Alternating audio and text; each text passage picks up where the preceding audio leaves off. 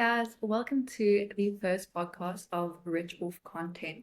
Today we're going to be talking to Bianca Oliver. She's a South African micro influencer, and we're just going to be asking her a bunch of questions about her journey. So let's just wait for her to hop on and then we will get right into it. Would you like to just introduce yourself quickly? Okay, so my name is Bianca Olivier and also known as Living with Bianca on Instagram and TikTok. Okay, amazing. So I've got a few questions that I'm going to be asking a whole variety of influencers, but I was really drawn to you because you just seem so out there. You just are doing so well, and I was like, no, I need to talk to this girl. So first things first, what inspired you to become an influencer? Like, how did you get into this journey? I mean, it's always been something I've wanted to do in the back of my mind, but recently, I think 2024 was my year of like, no, come on, I have to at least make this happen. I've been on this whole journey of like self-discovery and really trying to come out of my shell.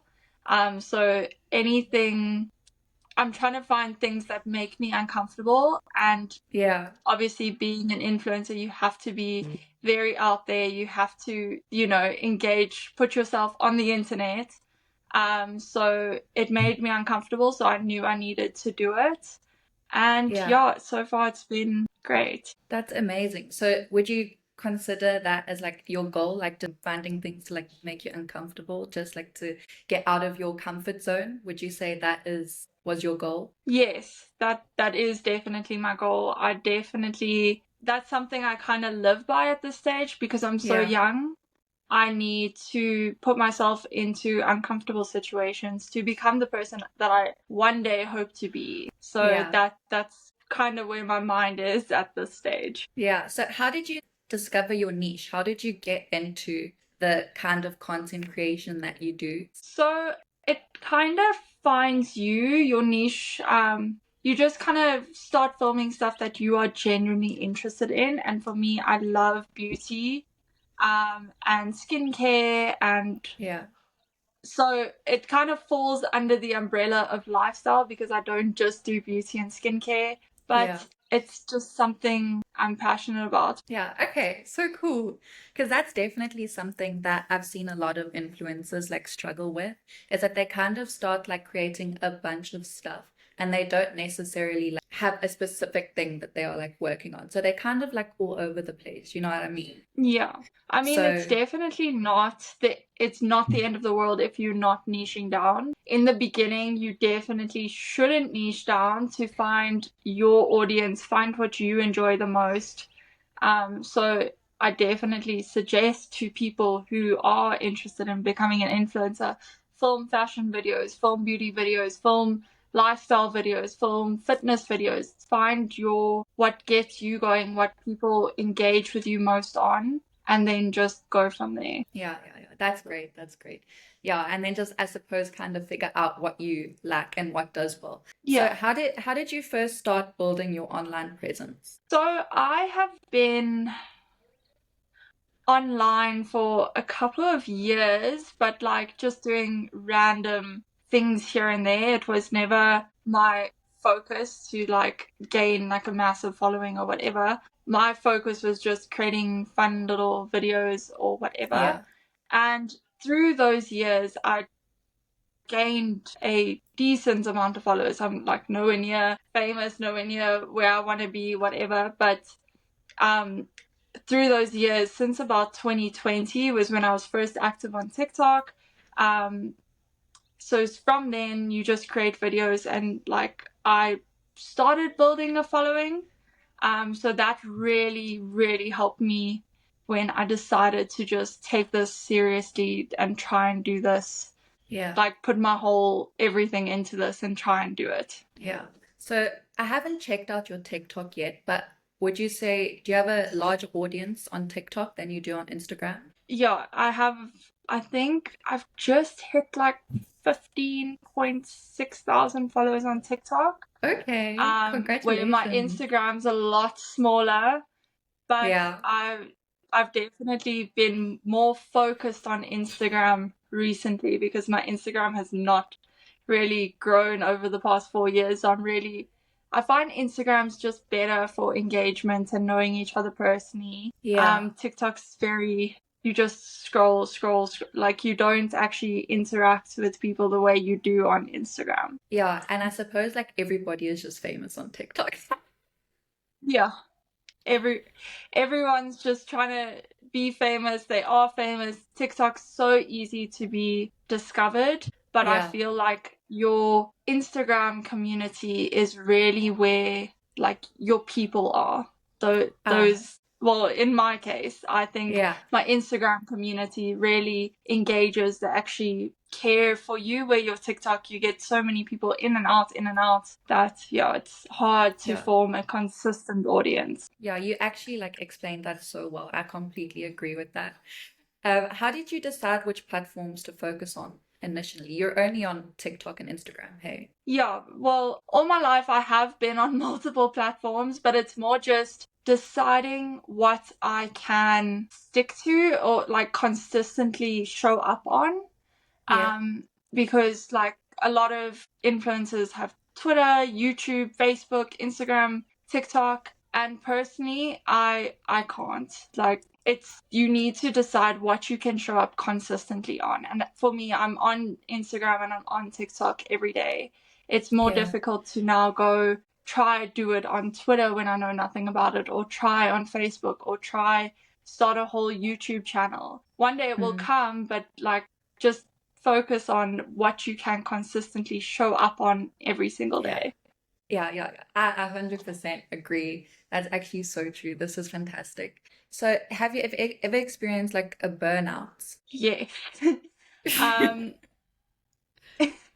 all the time. I don't know what it's like not to be burnt out at this So, stage. how do you But like manage that? How do you like fix that after like falling into that kind of like burnout and like feeling like overwhelmed and like there's a wall, you don't really know what to do now. You don't know what your next step is. Like, how do you, yeah, conquer that? How do you fix that?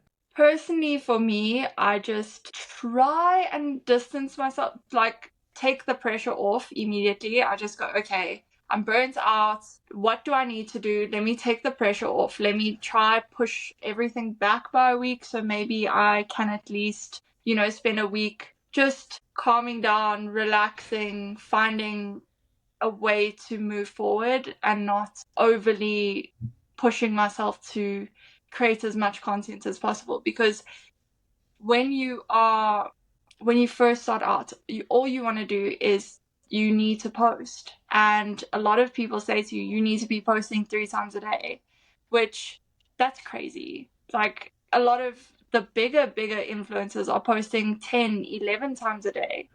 So Are you you have to be serious? very mindful. Yes. Oh Like wow. the massive TikTok influencers, so with millions of followers, they can post from 10 to 20 times per day. Wow, that is And insane. it's just finding what works for you as well. If you're Yeah. feeling burnt out, discovering what you need. I need to just take a little step back from social media, not completely, but there will probably be a week where I don't film, or I just take more time for myself. I try ignore my phone as much as possible. That never happens, but and then just focusing more on self-care and just doing Yeah. things for me and not doing things to film, but doing things for myself. Yeah, yeah. So is influencing sort of something that you would like to consider or like start working towards as a full-time career? I think for most people that is the dream. I'm not sure how I can handle it as like a full-time career, but that's something I would really love to do. Um, at the moment, it's just sort of my creative outlet. So I'm I'm not sure if I make my creative outlet my job, if I'm still going to enjoy it, or now it's going to Yeah. be something that I have to do. So, I mean, everyone dreams of working with brands, getting flown around the world, making a bunch of money from it. But it doesn't mean it works for everyone. So we'll just have to wait and see. Yeah. No, 100%. Um, So I've seen that you've been working with quite a few large brands. Are those collaboration or are they paid jobs? Explain to me what those are. What's going on there? Okay, so I actually go into a lot more of this over on my TikTok where, because when I first started, I was trying to teach people how to do it. So basically, brands will go to a marketing agency, like an influencer marketing agency, with a campaign in mind. And then the marketing agencies then either they approach influencers or they give you the chance to apply to be part of that campaign. So that's what I've been doing a lot of since from March till like last month. But I've noticed as I've been going, things are getting more brands themselves are reaching out to me and I'm getting more paid work. So everything right now, well, up until beginning of August was not paid, but then I don't know, August just expanded. So yeah. Yeah. Yeah. I always tell influencers, let's say like macro influencers, I suppose you have a lot more followers on TikTok. So on TikTok, I wouldn't consider you a macro influencer, but on Instagram, you would be a macro Yeah. influencer.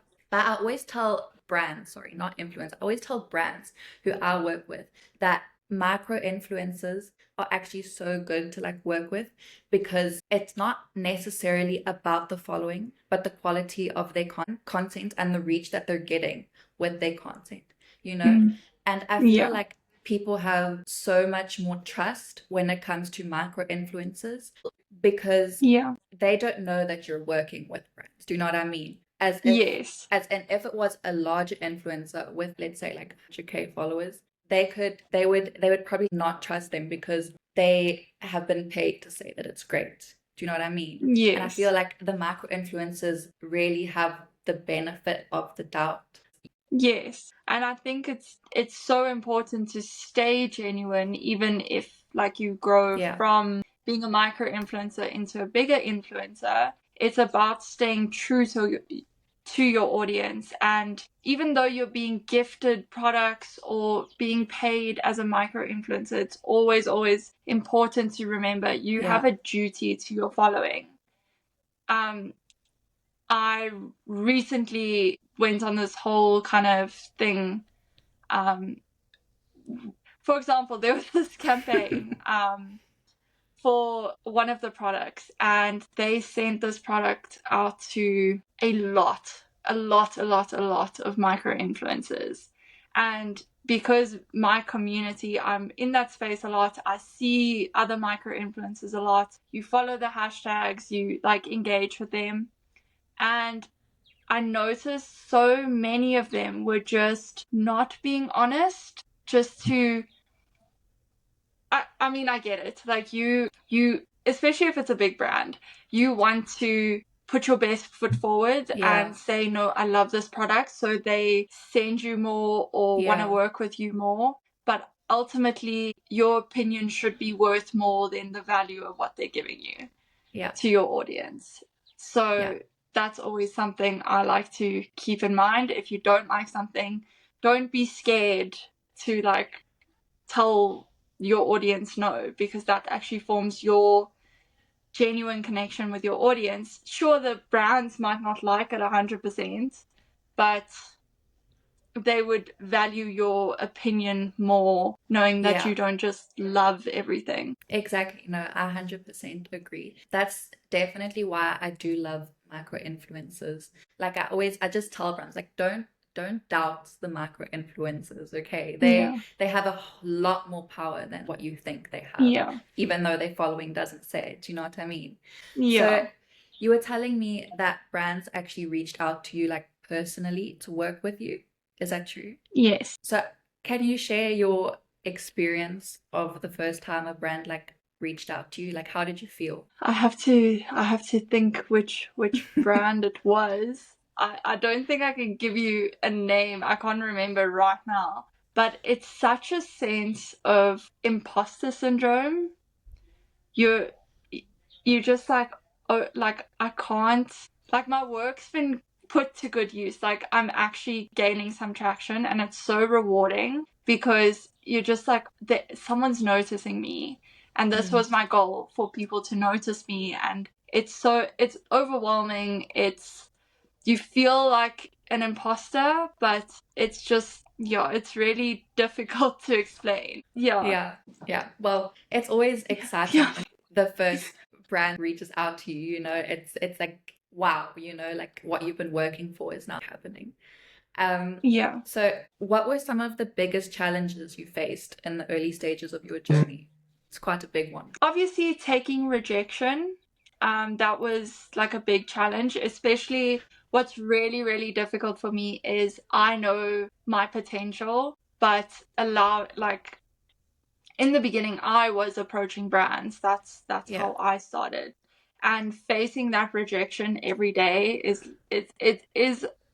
it's hard, especially when you know your potential and you just wish they would see your potential. Yeah. But it's just, yeah, I went through a whole little thing of, well, if they don't want to work with me now, then when I'm bigger, they're not gonna I'm not gonna work with them. But that's not the way to look at it. Yeah. Yeah, But like that was one of, yeah. yeah, sorry. Yeah. So rejection, you would say, was one of the Yeah. hardest things. Yeah, definitely rejection. Yeah, because I suppose that you have to not only build trust with your audience, but you also have to build trust with future campaigns, brands and stuff, because they're not Yes. just going to send their stuff to any person sending them a DM saying, Yeah. hey, like, can you send me this? I'll create content on it. There has to Yeah. be a certain amount of trust. And of course, there has to be like a certain amount of content and stuff that you're putting out there yourself for the brand to be like, okay, this is somebody that we would like to work with. Like, her stuff is good. She's getting views. She seems like really dedicated. Do you know what I mean? Yeah. No, it is very difficult in the beginning to gain that trust. But once you just get the ball rolling, it really just all comes together. But so apart from rejection, it's just like finding your own personal identity online that I struggled with Really? immensely. I want to do everything. So it was really, really hard for me to go, okay, I actually need to go in this direction rather. You can't just do everything. And yeah. Yeah, no, 100%. So how did you first start working with brands? Were you the one that was contacting them? Like give us an idea of the kind of message you would send to a brand to get them to notice you and to get them to work with you. Okay, well, in the beginning, I was just, again, my first thing that I did was send out messages to brands. And yes, that would work to get an email address where you can send your media kit to. But immediately you're not going to get like, oh, okay, great, we'll send you stuff. Like, it never really works out that way unless you reach out to them once you have a massive following. So then I changed my tactic and started going for influencer agencies, which are basically the middleman between the brands and influencers. So I just started approaching influencer agencies, asking to be put on their database. And whenever a lot of the influencer agencies would then post on their stories, on their feed saying, listen, we have a campaign coming up. If you're interested, please DM us, please email us. And that's all I did for the past 5 months. That's all I've been doing. Just trying to be part of the campaigns and generate enough content to have an audience that trusts me. So that was how I basically did it. Yeah, and I can think that is quite like something that you have to really work towards. And yes, yeah, no, that's a big thing by itself. Have you ever faced any negative feedback or criticism from your audience? No, not yet. I hope to never face negative feedback, but it's gonna happen. One day. Hopefully not anytime soon. But I'm lucky at this point that my audience they're all genuinely amazing and they're all they're so nice. Yeah. Where I feel like That's why I like Instagram. TikTok, people are just mean for no reason. Really? But Because I've yeah, found that people in Instagram reel comments can be horrible. Like so horrible. I've seen it on other people's content, but I think TikTok's a lot worse. They just, Really? I don't know. I do think Instagram's a bit better, but yeah. There's gonna be both. There's gonna be negativity on anywhere on social media. Yeah, I suppose. And all of those hate comments and stuff. Yes. That was Yeah. something that always kept me from becoming an influencer was the hate comments because I don't know how to put up with that. Yeah. I think you have to have like thick skin. You Yeah, have to go, okay, like why would I value their opinion over like who I know I am? exactly. Yeah, so hate comments, you have to be a specific type of person to be able to handle that. I mean, initially, like a couple of years ago, I would get like a lot of hate comments, a lot of just negative energy over on TikTok.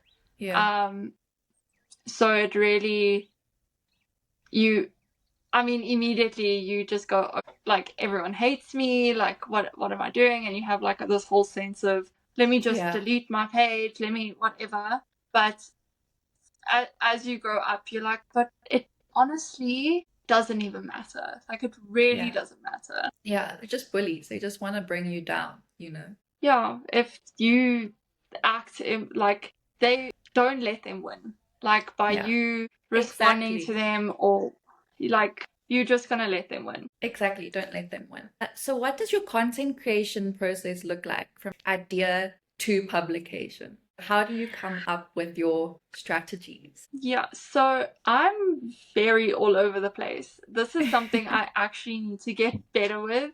Um, I know a lot of content creators have a specific strategy, and they write scripts, and they have like a list of what to film in the day. I'm very unorganized. I really, really, really need to get better with it because it does give me anxiety. But usually, I generally, with a campaign, you do get a brief, which is very helpful. You can choose to follow the brief to a T, or you can obviously expand with your own ideas. My creative process right now is literally film something, don't like it, like try and figure something out. Yeah.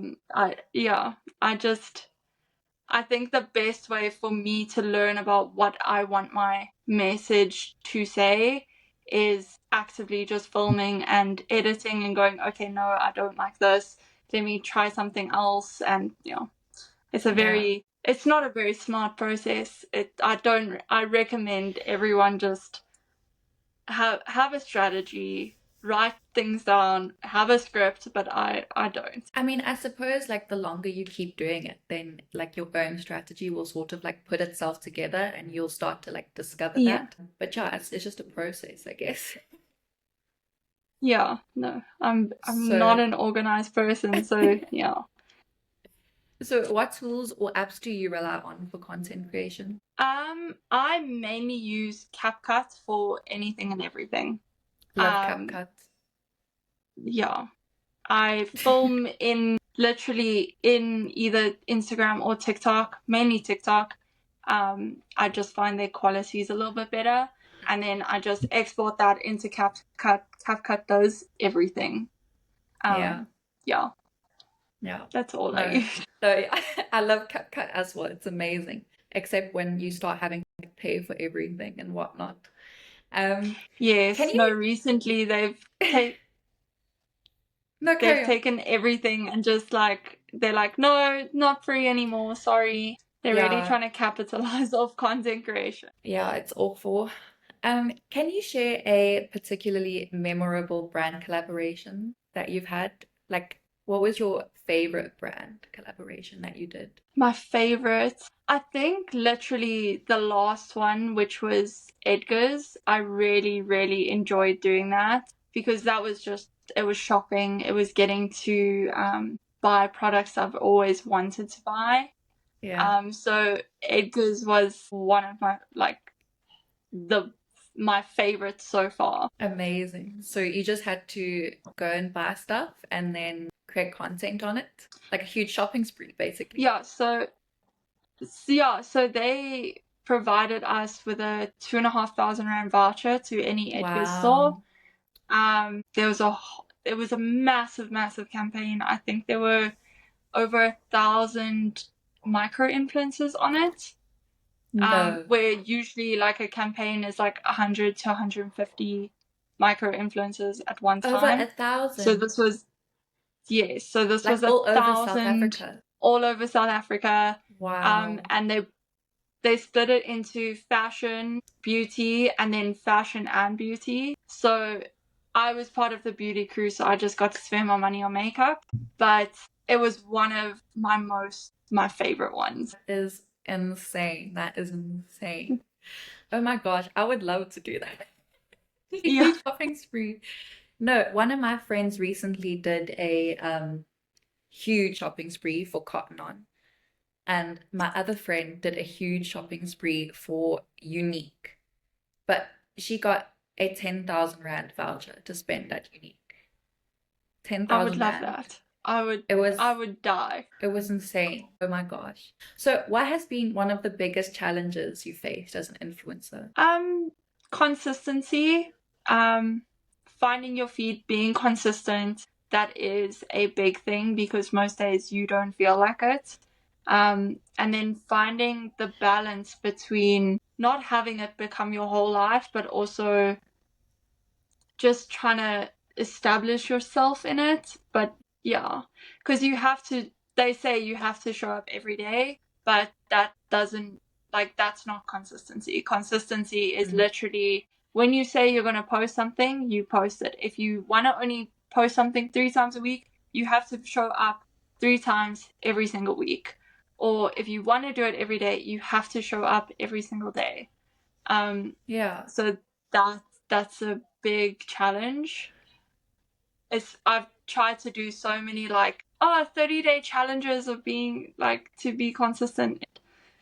I always fail, but yeah, consistency is a challenge. Yeah. No, I saw you were doing something about like lip glosses or lip asses in South Africa. Yeah, You were doing a my whole like hunt for lip testing. balms. Yeah. Exactly. Tell me a bit about that. I thought that was really fascinating.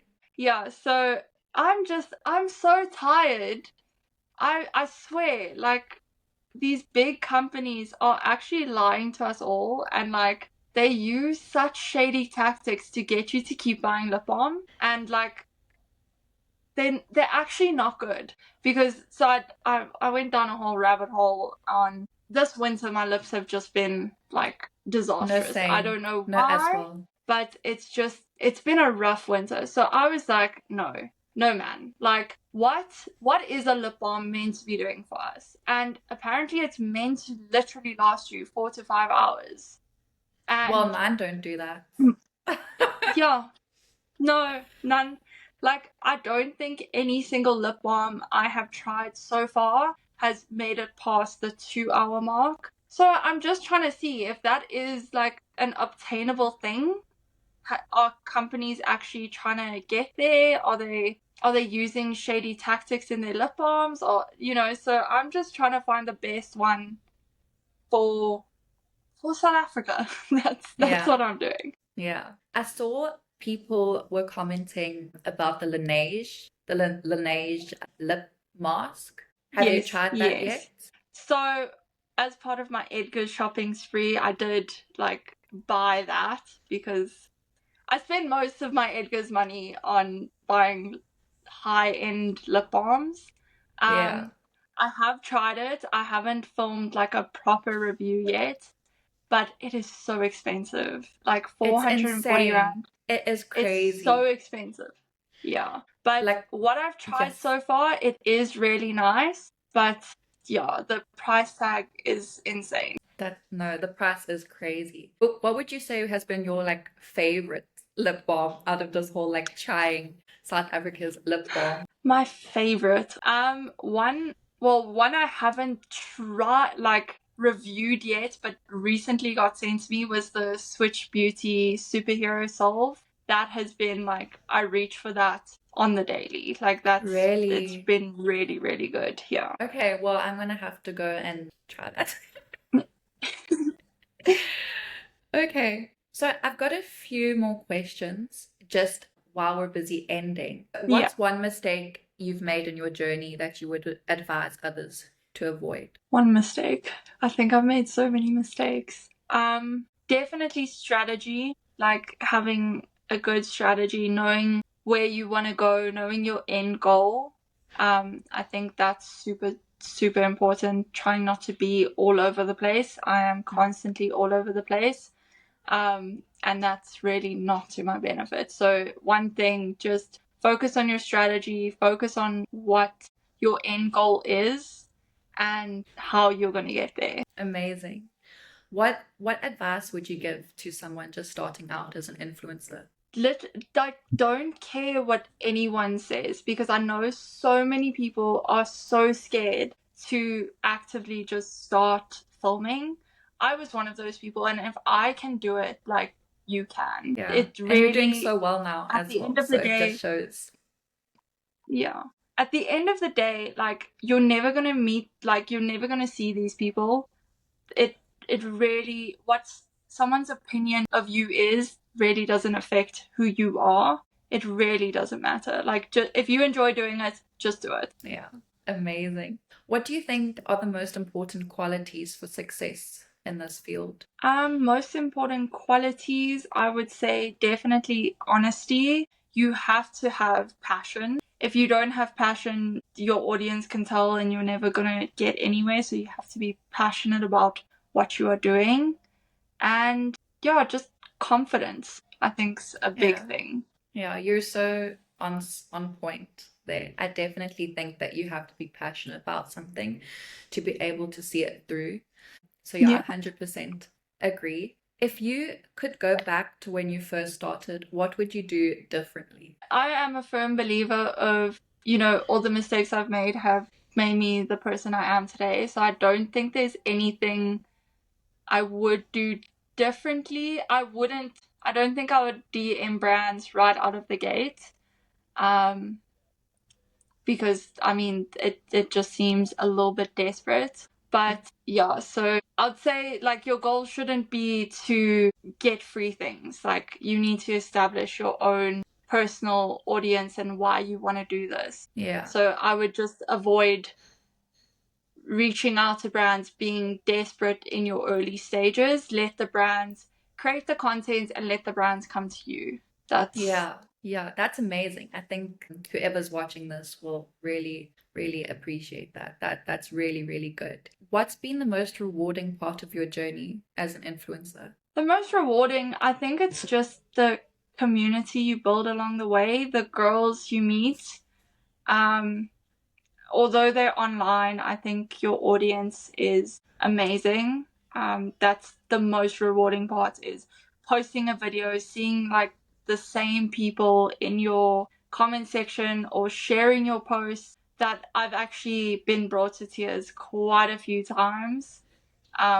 It's quite overwhelming when you put content out there and immediately people just start sharing it to their stories, and like that is so rewarding. You're like, oh, like, people are actually supporting me. This is so great. Yeah, that's amazing. Wow. I can imagine it is like quite an ethereal experience because I suppose you start to become all of these like young girls like role model and they Yeah. actually like look up to you, which I think is just something that's just so magical. Yeah.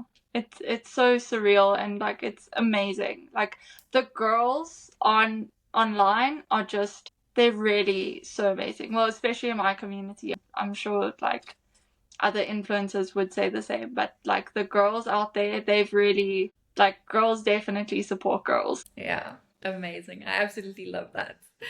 Okay, last question. Who are some influencers or creators that inspire you? South African or like external? South African and external. Okay. Well, an influencer that I would say, like, I'm really, well, she's also a micro influencer at this stage. But I really enjoy her content, is Pazzy Q. I think And I've I'm not heard of sure. her. Yes. So she's also in the beauty community. Yeah, no, she's been amazing. So I really look up to her throughout this whole thing. She's always as well the first person in my comment section hyping you up. I think she's been doing this for about 3 years. So she's really someone I look up to. There's so many great influencers, South African influencers as well, that they're just amazing. That I could give you like hundreds of them. But yeah. Amazing. Okay, Bianca, thank you so much for coming on this little podcast for me. You're the first person that I've actually interviewed so far. I've got a few other girls who I'm talking to this week, so I'm really excited to see what they have to say as well. But I'm super excited to Yeah. watch your journey and just see how far you go with this whole influencing. Well, thank you for having me. I feel honored to be like the first guest. I wish you all the best success with this. Um, I'm really excited to see what the future holds for you and for me and for all the other girls on this. But yeah, thank you so much for having me and listening to me. You're welcome. Thank you so much, Bianca. Have a fantastic rest of your day. Okay, you too. Thank you. Bye. Bye.